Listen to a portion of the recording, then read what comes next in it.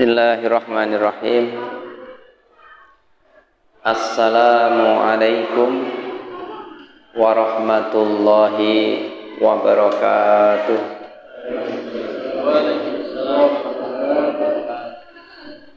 Alhamdulillahi rabbil alamin. Nahmaduhu wa nasta'inuhu wa nastaghfiruh.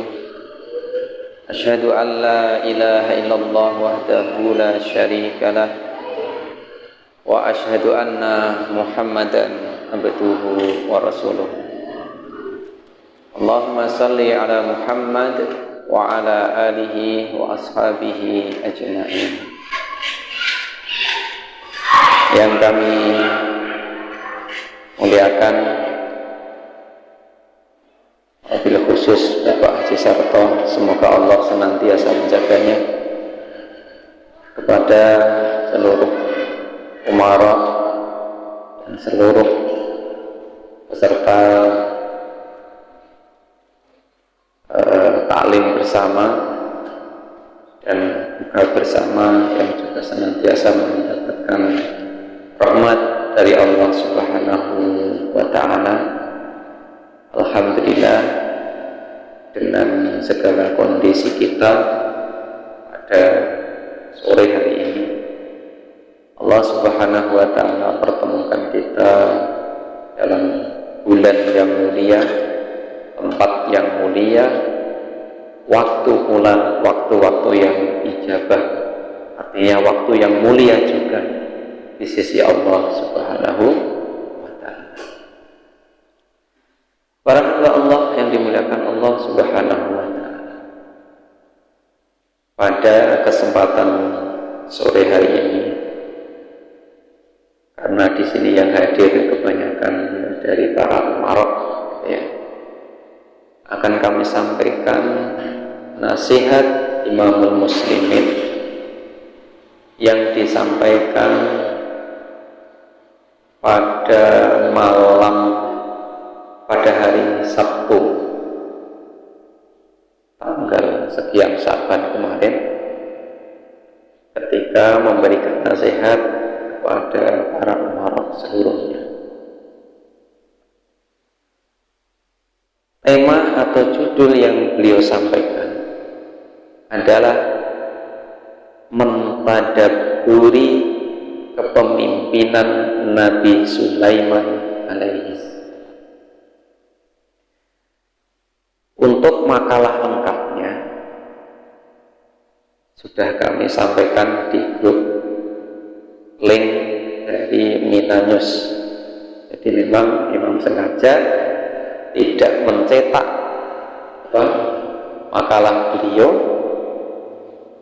supaya para ikhwan ini membiasakan diri membaca berita-berita di kantor berita Islam Mina, di Mina News, sehingga mudah-mudahan ketika para ikhwan seluruhnya itu membiasakan diri membuka Mina News, diharapkan kantor berita ini semakin dikenal oleh kaum muslimin. Sebab di dalam dunia internet itu ya, dunia maya, itu semakin banyak orang yang membaca, membuka, maka dia akan semakin terkenal di dunia maya. Ini kalau di dunia nyata ya, kita kan semakin banyak pendengar yang hadir, maka suatu taklim, suatu kajian akan semakin terkenal, semakin diminati oleh orang. Demikian pula di dunia maya, semakin banyak yang mengunjungi, yang membaca, maka dia akan semakin terkenal di dunia maya. Bukan terkenalnya yang kita inginkan, tetapi itu adalah wasilah dakwah kita menyampaikan al-jannah. Baik, semua pegang mushaf waniwo. Jadi awal kajian beliau diawali dari surah An-Nur An-Naml ayat yang ke-20. Tema mentadaburi manajemen kepemimpinan Nabi Sulaiman alaihissalam ini beliau awali dari surat An-Naml ayat yang ke-20. Surat An-Naml itu surat ke-27. Kalau mushaf yang standar ini, standar negeri Mushaf Utsmani, itu halaman 378. Ini memang kita mulai harus membiasakan diri dengan mushaf Utsmani, ya, mushaf yang resmi dari kerajaan Arab Saudi ini, karena terbitan yang ini tuh di mana-mana halamannya apa? Sama. Mencari jusnya juga sangat mudah. Kita mencari jus 11. Nah, halaman berapa kalau jus 11? Kalau jus 11 halaman berapa? Cara menghitungnya adalah 11 dikurangi 1 kali 10. Berarti berapa? 11 kurangi 1, 10 kali 10 kali 20 berapa? 200 ya, 200 tambah 2, itulah ketemu juz berapa? Juz 11. Kalau juz 6 kurangi 1 berarti 5 kali 10 kali 20. Salah saya tadi ngitungnya salah ya. Juz 6 misalkan juz 6 kurangi 1 berapa? 5 kali 20 100 tambah 2. Jadi halaman 202 kalau kita mau memulai juz. Nah, itu salah satu keistimewaan dari apa? Mushaf yang standar dari Arab Saudi. Hanya memang kadang-kadang tanda bacanya tidak seperti yang biasa kita lihat di mushaf standarnya Indonesia, sehingga perlu membiasakan diri. Baik, surat An-Naml ayat 20. Kita baca sejenak ya, semampunya. Saya dulu. A'udzu billahi minasyaitonir rajim. Mari.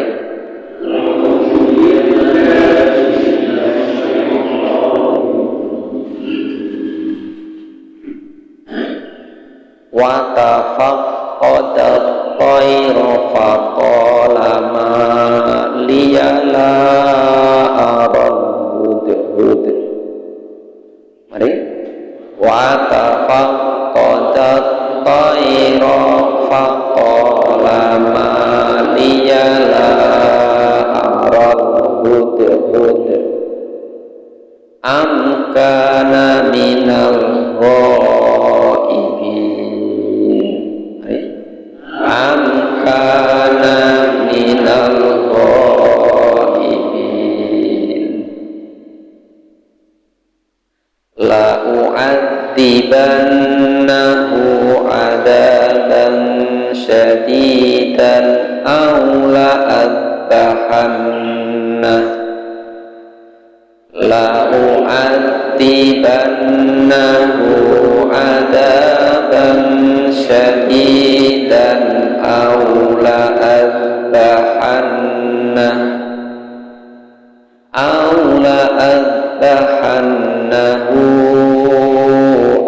la ya'tiyani bisultanin mubin aw la adbahannahu aw la ya'tiyani bisultanin mubin.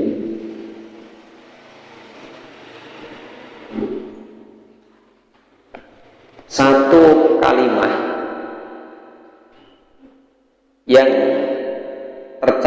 di dalam ayat ini yang menunjukkan tentang pola manajemen kepemimpinan Nabi Sulaiman, yakni kalimat watafaqoda.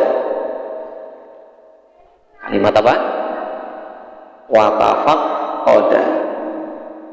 Apa makna watafaqoda menurut terjemah? Coba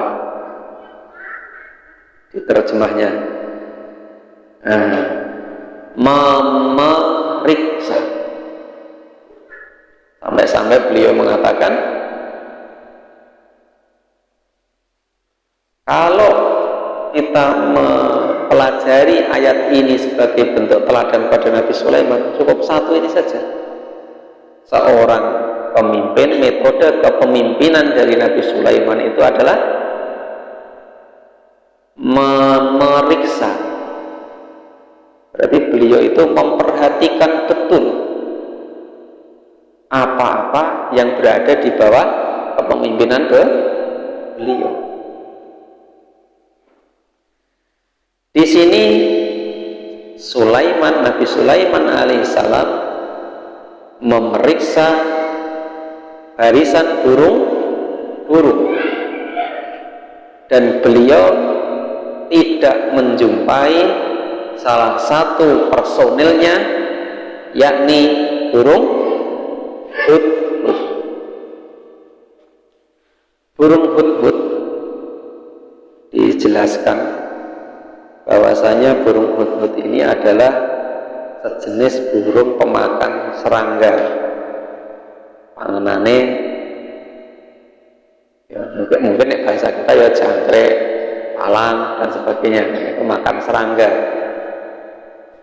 Memiliki pelatuk, paruhnya panjang, punya jambul di kepala,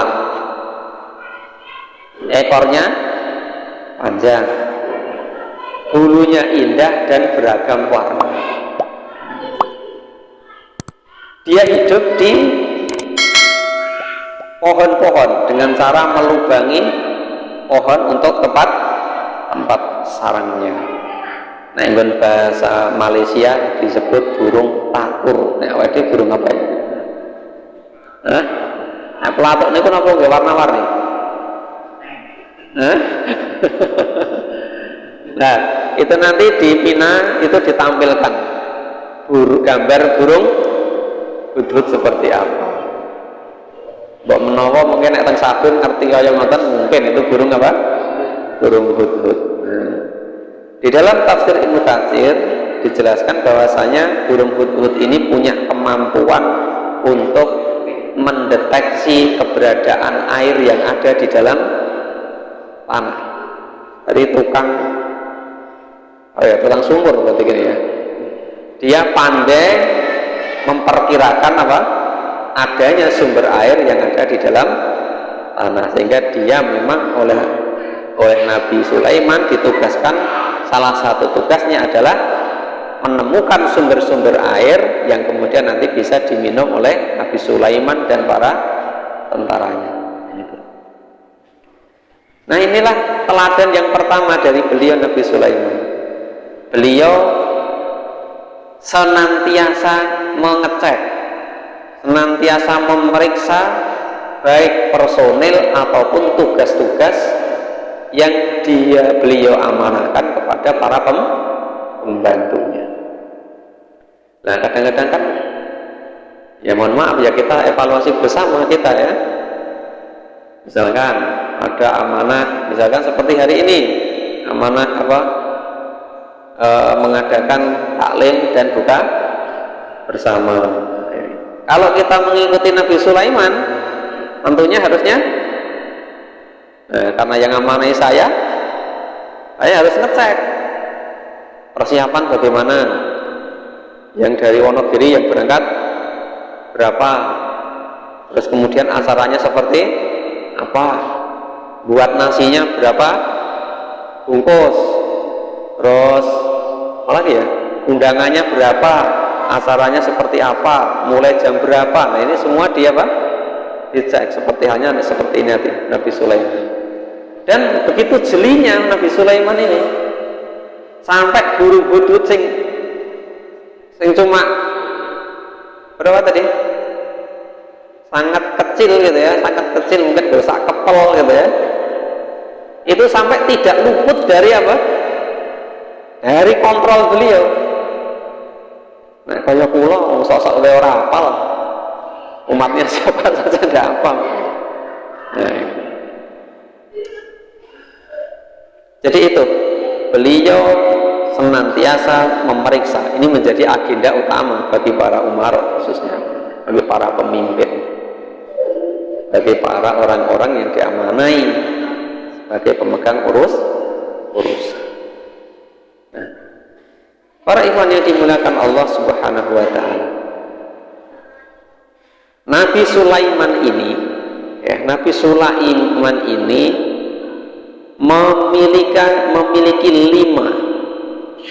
memiliki lima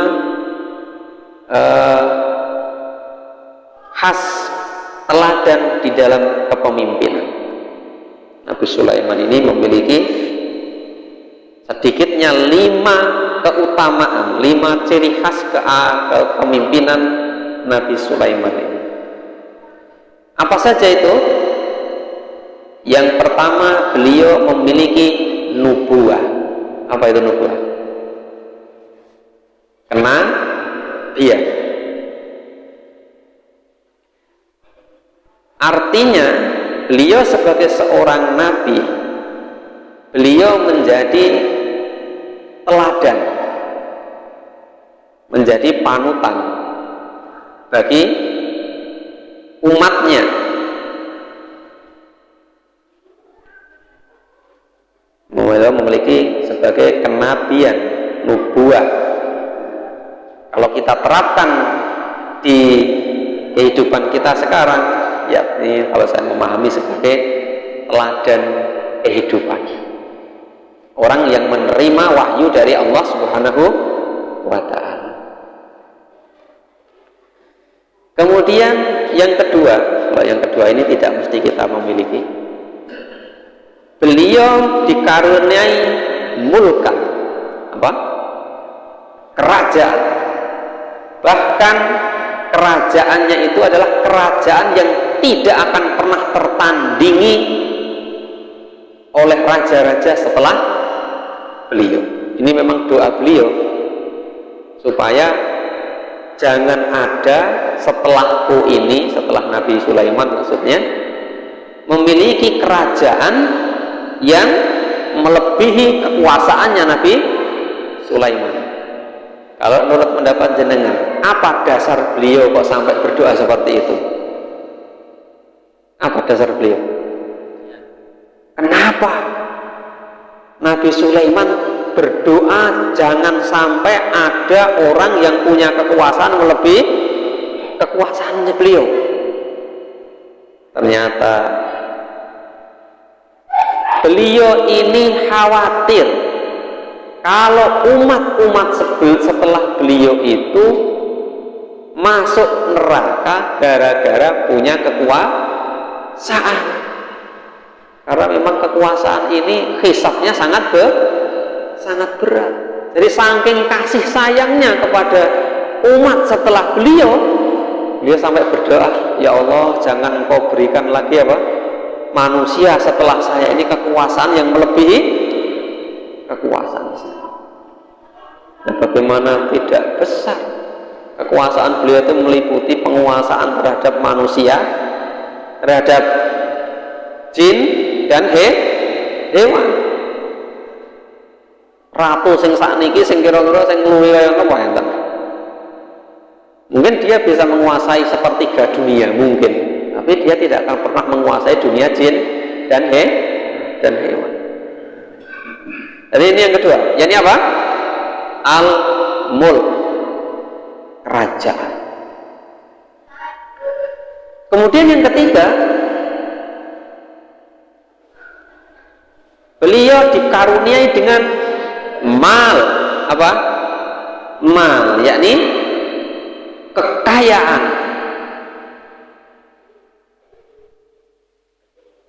wis nabi, raja, kuasanya sangat besar, hartanya sangat banyak.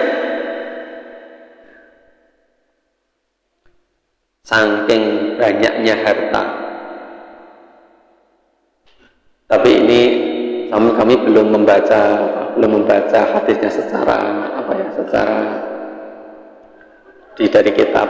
Kami cuma dengar ceramahnya Kiai Haji Zainuddin MZ waktu itu. Nanti coba kita cek bersama benar apa tidak ya. Saking kayanya beliau pernah minta izin kepada Allah untuk apa? Memberi makan seluruh hewan yang diciptakan oleh Allah Subhanahu wa ta'ala. Merasa punya harta yang banyak, tapi ternyata seluruh makanan yang disediakan oleh Nabi Sulaiman ini hanya habis oleh satu hewan saja, yang yakni hewan apa itu kalau tidak salah nun ya, kan paus. Itu menandakan beliau sangat kaya, hartanya sangat besar. Terus kemudian yang keempat, beliau dikaruniai kecerdasan, sangat cerdas, sangat pandai. Dan yang terakhir, beliau dianugerahi oleh Allah Subhanahu wa ta'ala, yakni kebijaksanaan. Kebijaksanaan beliau ini telah nampak semenjak beliau belum diangkat sebagai raja dan nabi oleh Allah Subhanahu wa ta'ala. Ada banyak kisah tentang kebijaksanaan beliau. Di antaranya ya, ketika ada dua orang yang berselisih. Yang satu pemilik hewan ternak, kambing, yang satu pemilik kebun. Suatu hari hewan ternak si peternak itu lepas dari penggembalaan sehingga merusak tanaman si pemilik kebun. Ini misalkan Ustadz Heru punya banyak ternak ya, kambing, yang punya banyak lahan siapa ya? Kemudian ini misalkan Ustadz Mujib punya kebun, kambingnya Ustadz Heru lepas memakan tanaman-tanaman milik Ustadz Mujib. Kalau kita kira-kira bagaimana menghukuminya? Nah, waktu itu si pemilik kebun itu menuntut, itu kambingnya harus diberikan pada saya sebagai ganti rugi dari tanaman yang sudah dirusak oleh kambing-kambing tadi. Nah, menurut jenengan betul nggak itu? Menurut jenengan betul nggak? Jenengan mepe jagung, dipangan pitike tonggo. Wah, ini pitikmu mangan jagungku, berarti pitikmu kudu dadi milik saya. Nah, ini kebijaksanaan Nabi Sulaiman, beliau memutuskan ini kambingnya jangan diberikan, tapi dipinjamkan selama sekian waktu yang diperkirakan sudah bisa untuk mengganti tanaman yang rusak tadi. Kalau sudah selesai dikembalikan lagi. Masya Allah, luar biasa. Pemilik tanaman dapat ganti rugi, si pemilik kambing juga tidak kehilangan kambingnya. Ini salah satu contoh kebijaksanaan beliau di dalam memutuskan suatu perkara. Nah, para ikhwan yang dimuliakan Allah Subhanahu wa ta'ala, kenabian artinya kita harus mengikuti wahyu di dalam memimpin umat, mengikuti Quran dan Sunnah. Kemudian kekuasaan, kira-kira kita ini punya kekuasaan enggak ya? Kira-kira ini khusus bagi yang memang ya jadi umara, ya jadi pemegang memegang urusan di masyarakat. Karena enten misalnya yang biasa ya jadi RT, ya jadi RW, atau dia juga sebagai amir riasa tapi juga sebagai apa? Mungkin LPM. Nah, ini mungkin bisa dimaknai sebagai apa tadi? Memiliki kekuasaan. Kemudian kekayaan. Mungkin ada sebagian dari umarok yang memang oleh Allah karuniai rezeki yang banyak. Tapi semua itu tadi, Nabi Sulaiman memiliki segala halnya itu tadi, tapi tetap beliau tidak pernah merasa lebih hebat dari siapa. Beliau sangat rendah hati, bahkan sampai seekor semut pun mendapatkan perhatian dari beliau. Bon biasa tak mendengar kisahnya Nabi Sulaiman dengan apa? Dengan semut. Mungkin kalau kita jadi Nabi Sulaiman, gue pasukan berenek semut apa? Berenek semut apa? Jalan saja mungkin kita tidak peduli. Tapi ini juga teladan lagi bahwasanya Nabi Sulaiman itu sangat perhatian pada umatnya, sampai yang paling lemah pun diberi apa? Diberi perhatian oleh beliau. Kira-kira kan kisahnya Nabi Sulaiman jalan sama apa? Bala tentaranya. Di tengah jalan beliau mendengar seekor semut memanggil apa? Memanggil teman-temannya. Teman-temannya dipanggil suruh masuk ke dalam lubang. Ayo gek do mlebu, kasarannya kan gitu ya. Iki Sulaiman ora ngerti nek awake dhewe ning kene. Ngono nek ora gek nyemplung ning jero lubang, kita nanti mati terinjak-injak oleh pasukannya Nabi Sulaiman. Dan Nabi Sulaiman oleh Allah dianugerahi kemampuan mendengar memahami bahasa binatang. Beliau berhenti dan tersenyum. Dia berhenti tersenyum. Mungkin kalau kita hal seperti itu, jangankan kok semut ya. Kita kalau ingat dulu ketika mengikuti amanah dari Allah yang Imam Hamidi, ketika kita melakukan apa? Long march. Kira-kira ketika long march nek anak sing ora kuat ditinggal apa digendong? Ditinggal apa digendong? Saya melihat kebanyakan ya tidak peduli lagi. Jalan tidak peduli. Karepmu kowe kelemas ning mburi ya urusan gak penting, aku gak sempat tekan finish. Ini. Atau kami dulu pernah dalam suatu perjalanan ngaji, taklim ke mana ya? Ke Kebumen atau mana mungkin ya. Lah niku wiwit awan ora keduman sego, ndak kebagian makanan, ndak kebagian nasi. Pulang sampai di Jogja, kira-kira di Jogja itu pun jam, kalau tidak jam 8 atau setengah 9 malam. Lah begitu berhenti di sebuah warung, Masya Allah, itu tidak ada lagi orang yang peduli iki anak bocah apa ora. Jadi kabeh disi-disian medun apa? Mungkin enten sing ngalami niki mungkin ya. Nah, seperti itu. Sampai tidak lagi memperhatikan teman saya sudah makan apa belum. Ini yang bawa anak kecil sudah diambilkan apa? Apa belum? Sangke nopo? Laparnya menahan makan dari siang sampai sore. Nah, niki mungkin buka nggih ketok niki mungkin. Gitu. Terkait dengan hal ini Imam mewanti-wanti, gitu ya, mewanti-wanti kita dalam urusan ketika kita beramal soleh yang bersifat rombongan seperti itu, yang menjadi ukuran perhatian kita adalah ikhwan yang paling lemah. Yang menjadi ukurannya adalah ikhwan yang paling lemah. Ojo nganti sing paling lemah niki kececer, ketinggalan, tidak tersentuh.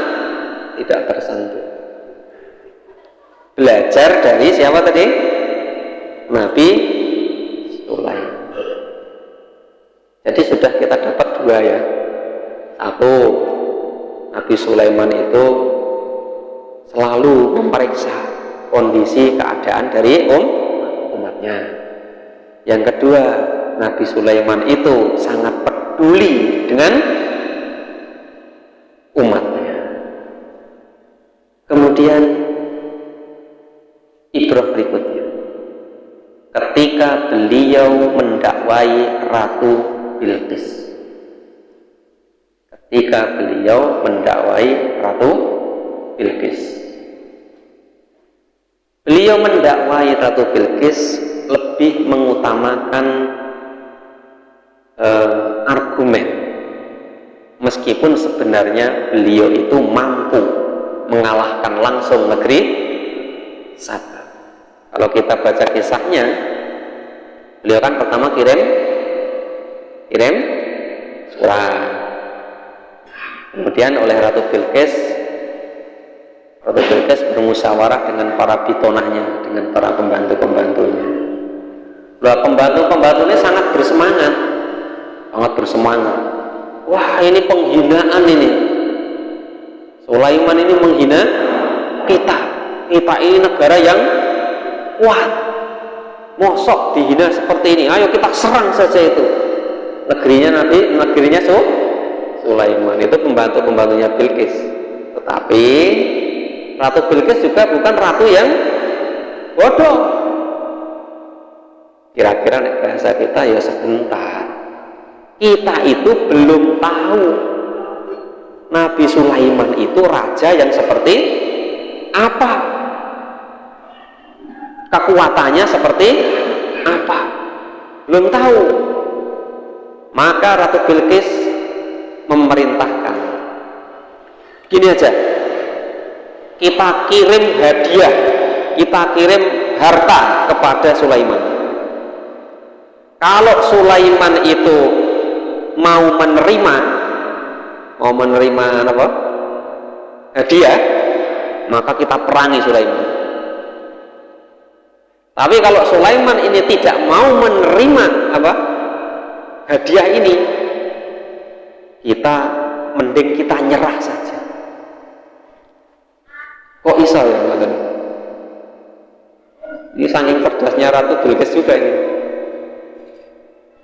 Kalau kita kirimi hadiah kok dia mau menerima, kita perangi.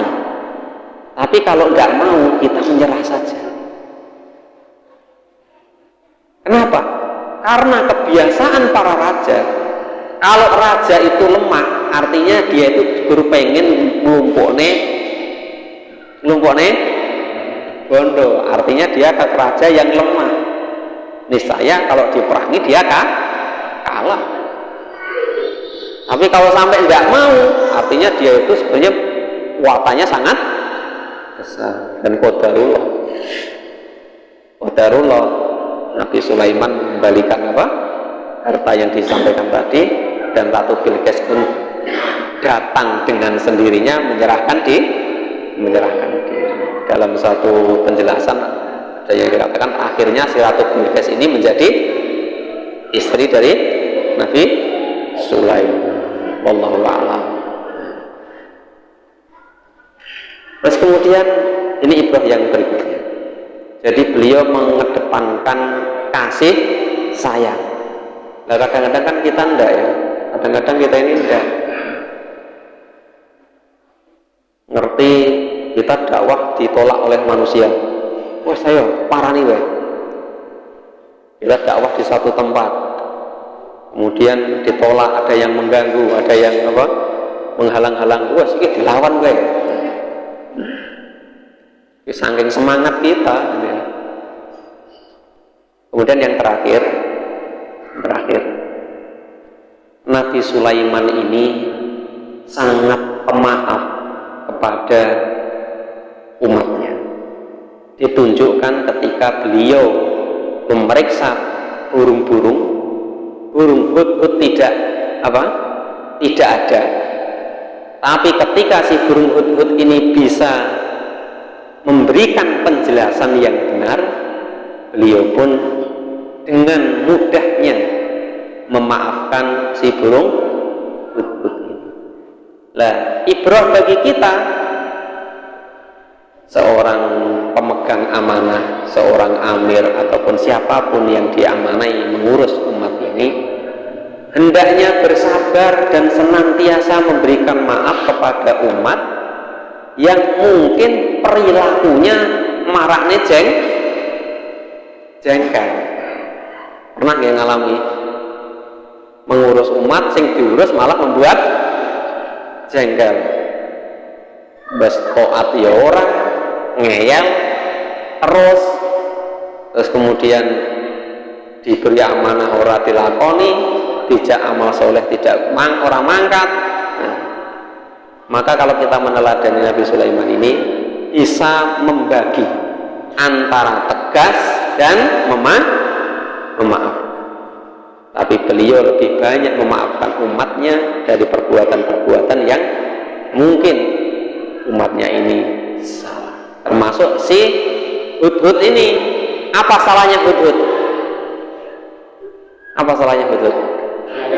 Tidak izin, ya kan? Sampai dicari oleh Nabi Sulaiman. Salahnya hudhud satu, dia tidak izin. Nabi Sulaiman tegas, mana hudhud? Kalau sampai dia tidak bisa memberi jawaban yang yang benar, tak hukum atau tak boleh dong, ngeri kan ancamannya. Disembelih berarti dihukum paling berat. Tapi ketika ada penjelasan, Masya Allah, dimaafkan, tidak jadi. Demikian pula dengan Nabi Muhammad SAW ketika peristiwa perang apa yang 3 sahabat ketinggalan itu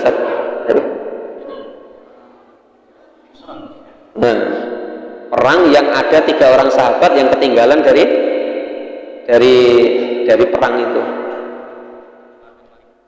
Semua orang munafik semua beralasan, dan Rasul pun memaafkan dan memohonkan ampun, kecuali 3 orang sahabat yang mengakui, kami tidak mau beralasan ya Rasul, karena memang kami tidak berangkat itu karena males. Akhirnya Rasul cuma mengatakan, kalau begitu nanti Allah yang akan menjawab apakah tobatmu itu diterima atau tidak. Akhirnya turunlah ayat bahwasanya Allah menerima taubat 3 orang sahabat yang tidak ikut berperang.